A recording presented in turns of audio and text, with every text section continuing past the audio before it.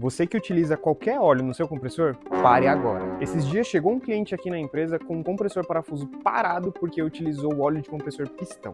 Muitos não sabem, mas o óleo que você coloca dentro do seu compressor influencia totalmente o desempenho e a durabilidade da máquina. Escolher o óleo errado pode causar muitos prejuízos, como superaquecimento, desgaste prematuro das peças, formação de sujeira interna, queda de desempenho e até parar sua produção. Por isso, tenha muito cuidado na hora de comprar o seu óleo lubrificante. Caso você tenha dúvidas, consulte o manual do fabricante ou fale com a nossa equipe.